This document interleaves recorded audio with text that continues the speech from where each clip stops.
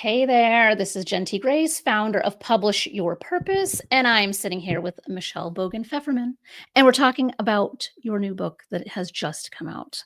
How are you feeling, first and foremost, about your book? Hi, Jen. This journey has been very emotional, like a lot of excitement, a lot of terror, a lot of anxiety, a little self-doubt sprinkled in here and there. But now that I'm over the finish line, it's real. It's really fun. It's really exciting. It's really fun to see how excited clients are about it, which I wasn't expecting. I mean, we have great professional relationships with our clients, but like people are just sort of, I find they're kind of personally invested in cheering me on and cheering my team on now that we have this out there. Friends and family have like come out and been just super excited and supportive. So it's really fun. It feels like a big accomplishment, and I'm really proud of where it ended up. So Yeah. yeah, it's a great feeling. It is a big accomplishment, and I always like to ask, how you're feeling, because I think for Mhm. someone who might be watching this, maybe they know you, or maybe it's someone who's also inspired to write a book. It's like, yeah, it's terrifying. So I'm glad that you're, just starting off with honesty. Yes, lots of honesty. It's funny because I'm a lifelong consultant, pretty much like, gosh, almost 35 years of consulting in different fields. And when I did your writing program as part of kind of getting the book, started for that first 6 months of the writing, which I was able to get, the majority of it done, which was awesome. I was so hung up on what the introduction would be. And my writing coaches, Brandy and Vicky, were like, Michelle, you do that last, you write the book, then you do the introduction. I'm like, I can't. I'm such a consultant. I have to have the storyboard, the framework, like from the beginning. But, and it's funny, I think each of us have to kind of find our own way of getting it jump started. And for me, once I did land on the introduction, the rest of it flowed, but it just took me a long time to figure out like, how am I framing this and who is it for exactly? And how am I going to organize this thing? But sort of once that happened, then it's like something just opened and it all flowed out, which was a pretty cool experience. So Yeah. I'm already looking forward to doing it again, but Mm. not anytime really, really soon. Famous last words. Yeah, right. Well, let's dive in. So your book is called Do DEI Right. So I would love for you to kind of just share a little bit about you and your background, and then kind of like how you Sure. came to be the writer of this book in particular. Yeah. So I came at this work from a very different background. I don't come out of HR. I don't come out of DEI. DEI wasn't really a thing even when I started doing this work full time. I started my career in retail, in corporate retail. I started at Disney, and then I went into consulting for about 10 or 11 years, left to work for a client, which was Macy's, and worked as a VP in their headquarters above Herald Square, which was really fun. Did that for several years, went back into consulting on the retail side. And then that firm that I was with was acquired by Accenture, which was awesome for the firm. Also, not the right thing for me at that point in my career. So I had been running like 80% of the North America business. I had a lot of autonomy. I could be pretty entrepreneurial.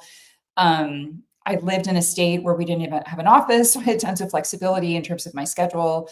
Yeah. And I just couldn't go be part of an organization that was going to have like 8 new layers of bosses on me and so forth at that stage of my career. And I was also looking to do something where I felt like I was giving back more and doing something much more personally kind of meaningful and I don't know, just had a bigger purpose to it than helping retailers do a better job selling pants. Mhm. And the retail stuff was really fun, and I worked with amazing people, and I got to really influence a lot of employees and help them with their career paths. But at the end of the day, we were like helping people sell pants more effectively. So I wanted to have a little bit bigger impact than that. And when I reflected on what had been most meaningful in my career, I kept coming back to work I had done to advocate for other people throughout my career, especially once I was in leadership positions and could really see, bias that was built into some of the ways that we were working in different organizations. And um, when I looked around at that point, this was about 2016 and 17 when I was thinking about making this change. This was before George Floyd's murder, before DI like really hit the forefront. It was early in the days of Me Too. Um, and that it was still unsure, kind of unclear where Me Too or Black Lives Matter, any of that, any of those movements were really going to go. But I felt like, I just didn't see people tackling um, equity, inclusion in the workplace for all people in a really holistic way. I saw people doing it from like an executive coaching perspective. I saw it from a HR compliance perspective, from an employment law perspective. Unfortunately, some crisis PR pieces, but nobody's sort of saying like, well, this is really a strategic imperative for a lot of organizations. And to do it the way it really needs to be done, it needs to be sort of a transformative, very change management driven kind of initiative. And that was really my one of my strengths and like core skill sets coming out of so much consulting, where we drove just like massive changes across organizations, putting in new systems or new organizations or new processes, or all kinds of things to pivot and grow. And so I felt like there was a real opportunity to take that perspective and bring it into consulting from a diversity, equity, inclusion perspective. So that's when I launched Equity at Work, which is the name of my business.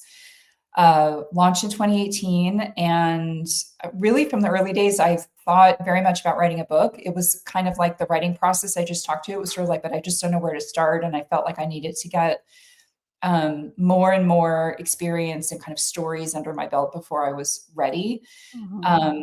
But as part of our business, I built a maturity model for DEI because I found so many clients who were really uncertain, kind of where do we start? Where are we supposed to be going? How fast? What are the dependencies? If our culture is broken, can we still do a DEI? If we've got leadership that's not very inclusive, how far can we get? A lot of those questions. Yeah. And so through my work, I built out maturity model that shows sort of what are the elements to set the foundation, what are the elements to really embed DI in the day-to-day and operationalize it, what kinds of things do you hold off on till toward the end when you're really in kind of like continuous improvement, fine-tuning, enhancing, all of that kind of stuff. And then really importantly, what are the cultural dependencies for the work to work at all, like to get any kind of return on your investment in the work, but especially to move from foundation to operationalizing to expanding and enhancing. Yeah. And it was really funny because I had developed that maturity model. We used it with a lot of clients. It really helped them get clarity on what to focus on at different stages, and help them not spin their wheels on stuff that it was maybe too early to do, or just like didn't really have the chance of being successful for any number of reasons at that point. But it took a little while for me to sort of have the aha moment of like, oh, this is the structure of the book. And it ended up being a really obvious and like easy structure to write the book within. So the book is basically a playbook for how you go through that maturity model, with lots of stories, examples, lessons learned, templates, tips and tricks, things that people have done wrong, how to avoid the same mistakes. So really bring it to life in a very real and practical way, because I think this work can get very emotional. It feels very sensitive. People get nervous about opening up sometimes, especially leaders. I even had a CEO one time apologize to me that I, uncovered some things at a company that were flawed in their culture. I mean, that's my job. He didn't need to apologize to me, but he was, embarrassed that some of these things were happening in his organization on his watch. And I think people can get so wrapped up in that they forget that there can be a framework and a process and sort of a method to the madness of trying to work through these different initiatives. Yeah. And the subtitle of your book is Cut Through the Noise and Create Lasting Results. Yes. Yes. Yeah. I'm like, because I can't get my own subtitle right. I know it's pretty close. You got the essence of it. Okay, yes. So I think that also kind of further qualifies what you mean by do DEI right, because I think you're right that there's so much emotion, especially now in late 2025. It's so emotionally charged. And I Yeah. think that unfortunately there are people out there that are taking a path of like shaming and blaming companies for not doing the right thing. And that's Yeah. what I've always appreciated about you and your work, is that you are coming from Mhm. such a pragmatic and practical and tactical like business lens for Yeah. how to do this work, which I genuinely love so much. And it kind of leads me to a couple of thoughts, and especially because things are so emotionally charged right now. Yeah. How are you helping, or how can this book help companies kind of like navigate the current either real risk or perceived risk Mhm. that exists right now? Yeah. So one of the elements, that's just hit DI like a lightning bolt in the last year and a half, in the US at least, started back in the sort of the run up to the election and our current administration in the US, and just how aggressively anti-DI they are, and which is ironic on so many levels, but we would need hours to get into that. But they've made it very political. And to me, DEI is not political. It's about giving people opportunity, period, which to me is really what our country was founded on. So it's, to me, it seems ridiculous that we have a government that's gone so extreme on being so anti-diversity, making it so difficult for people to have great job opportunities, be set up for success, and have thriving careers. And somehow that's, I don't know, anti-American or anti-business or something like that. There is such a proven business case. And to be honest, I mean, one of my favorite stories to tell is the first time I really clued into the power of this work was in that old firm I mentioned.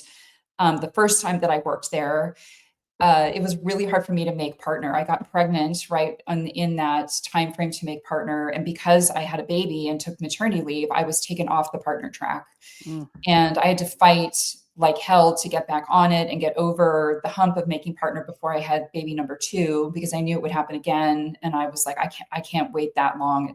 I'm being held back for ridiculous, Yeah. reasons that have nothing to do with my career potential or my ability to contribute.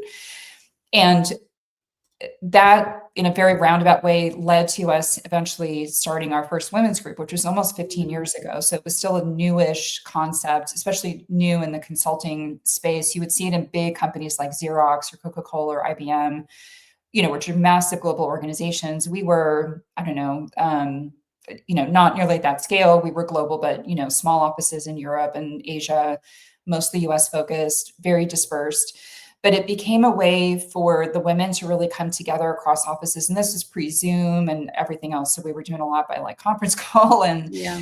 not necessarily traveling to be with each other. But um, through that focus, as a result of that, we set a goal of getting more women into specific leadership roles and getting the support they would need to make that happen, which did not mean we gave anyone a pass. It meant that we were challenging a lot of assumptions along the way. If we had male leaders saying, oh, she just has a baby, she just had a baby, she probably won't want to travel, we won't put her on that project. Well, that could mean she doesn't get promoted for another couple of years. We Yeah. wanted the women to be in charge of that decision. And they may decide to not get on a particular project, but it was more Mhm. that they really had the agency to do that. Yeah. And interestingly, and this is before I ever read any data researching any of this, we proved out the business case. After several years of that, we had more women. Not only do we have more women in leadership, we had higher retention of women. We also had higher retention and higher leadership percentages of people that were people of color, people from the LGBTQ plus community, disabled folks. I mean, it was really such a perfect business case for diversity.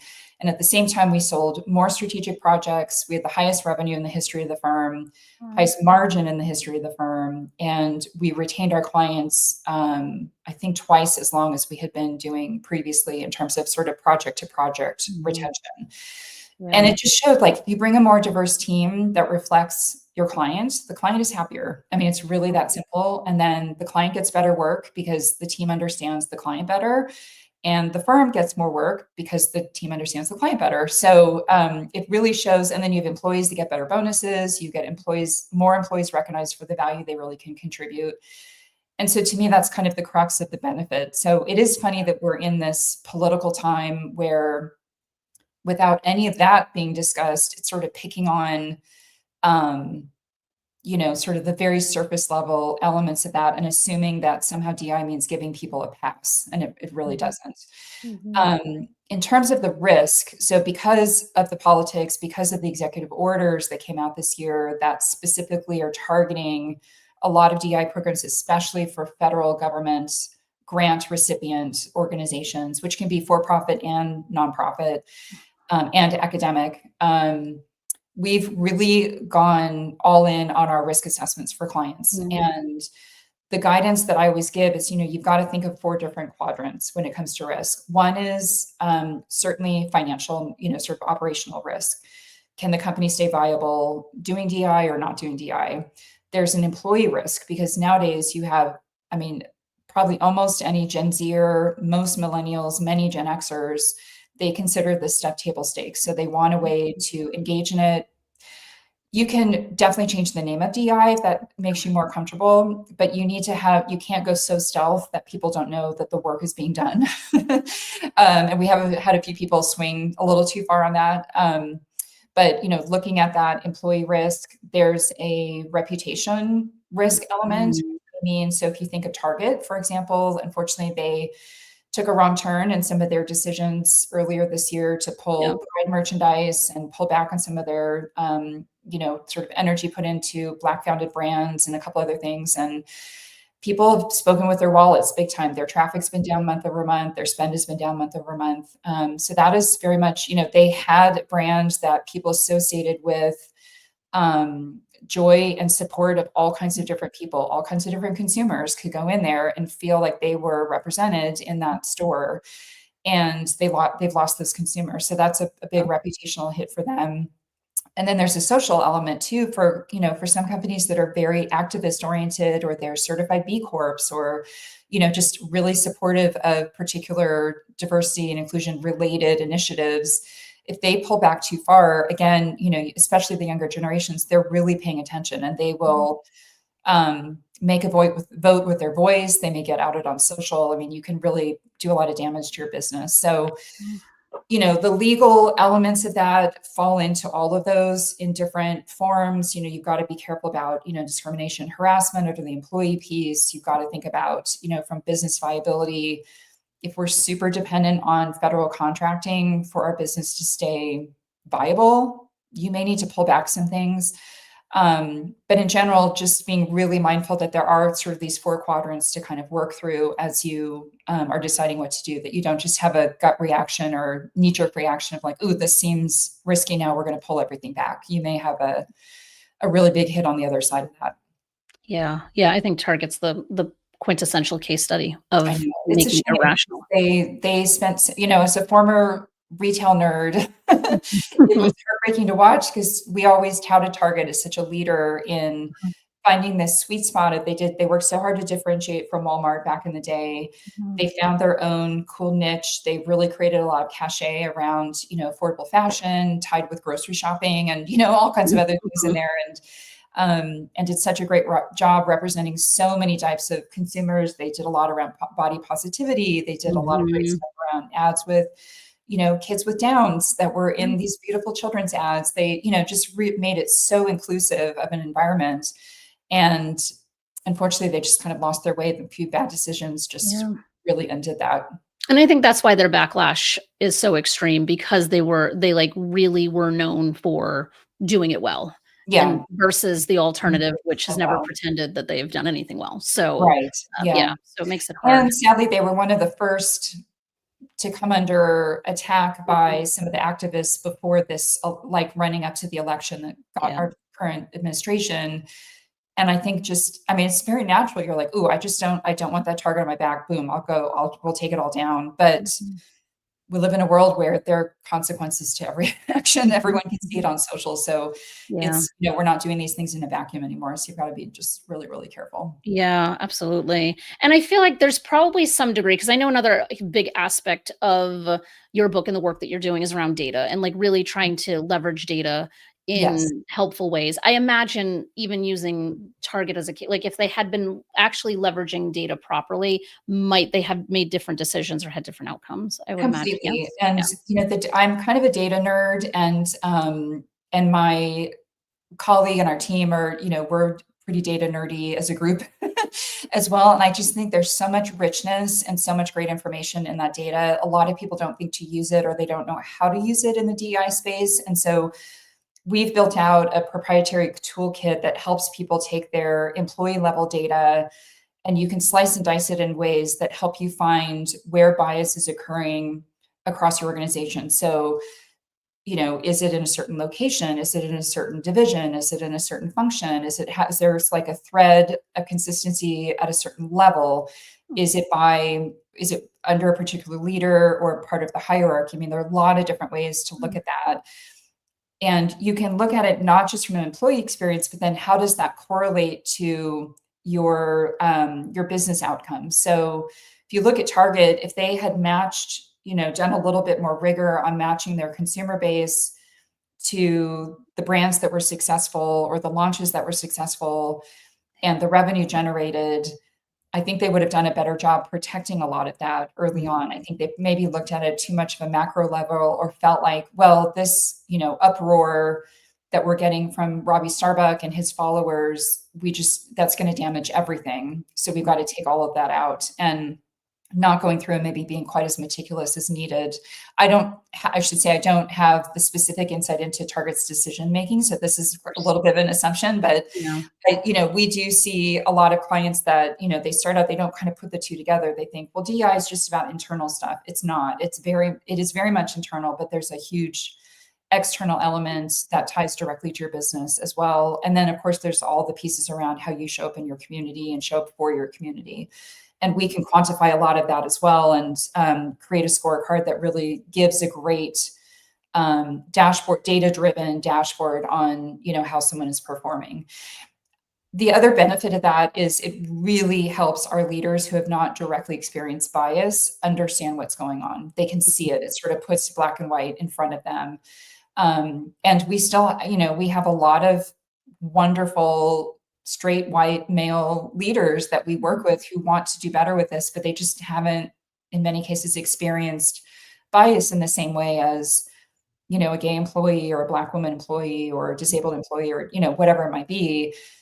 It just hasn't been their experience. So they may genuinely want to do better, but they don't know how because they don't really know where to begin. So that gives them a really good kind of starting point on the roadmap of, identifying where we've got to start getting things fixed quickly. Yeah. Yeah. And I that's what I love about your book, is because you really are making the business case because I think there are people who say that they're making the business case, but they're not really making a business case framed as an executive might need to hear it. Where in this case, that is exactly what you're doing, where it could be someone, clearly it's I believe, aimed at the executive level. But, as somebody working with an organization can kind of pick it up and say, all right, how can I help our organization do better? And then be the voice that brings the book to someone in their organization who has decision-making power potentially. So absolutely. If you're like an ERG, you belong to an employee resource group or you lead an employee resource group, this is a great book for you, because a lot of what you've probably been tasked with doing, especially if you don't have a DEI team or a DEI leader, are bits and pieces throughout that whole roadmap. And you need to be armed with the knowledge and, those frameworks and the right questions to ask of your leaders to make sure you can do that efficiently. So this gives you some great guidance and great talking points and some great visuals to use on not just how do I plan my ERG to be as effective as possible, but like ultimately the ERG is trying to influence the broader company. So how can we do, have that frame as well? If you're in HR, same thing. If you're a sponsor who's a CFO, CIO, COO, et cetera, of this work, but you haven't done it yourself before, this is a great guide to help you figure out, what do I need to prompt with my team? What are the, roadblocks we need to be thinking about early? What kind of communication should we be doing? That's something that most people fall down on, and having a really robust communication program that goes with all of this is really, really important. People want a lot of visibility into it. They don't, just because they hear about it once, if they don't hear it again, they'll assume it's gone away. So you've got to sort of be talking about it all the time, not beating a dead horse level of talking about it, but just know that, if this is a strategic initiative, like we treat it like a real strategic initiative. It's not a foo-foo, nice to have, like touchy-feely sort of thing that lives off to the side. It really is core to the business. And a lot of why, almost entirely why, but definitely most of why we focus so much on the business results is, number one, it's important to get the results. Number two, if you have the business results, it's really hard for anyone to say they can back off this work. The work is so important to employees that you just don't want it to go away. I mean, that's their livelihood. That's their sense of like feeling they have a place that they belong when they go to the workplace. That Mm. is their paycheck. It's their career opportunities. I mean, all of those things, opportunity to get back to the community. I mean, there's just so much to it. And so if we stay focused on the results, then that's how you really optimize what the employees can get out of this work, and the communities. Especially if you're very externally focused as an organization, it's a really great way to justify those programs too. Yeah, because there will always be a business case for this work, Mhm. because the Yeah. business case is like it is rooted in the fact that there's a lot of studies that show that diverse teams perform better. Like that is like these are Yes. all like kind of widely accepted. So I Yeah. really appreciate that you've put it in a way that you're not shaming people into doing the work. You're looking at it from a consulting lens, Yeah. and you're really navigating people in a non-emotional way to kind of like help them get to where they're trying to go. So I'm really excited to kind of see what happens with this, because even for you as an author releasing a book called Do DEI Right now in this time, Yes.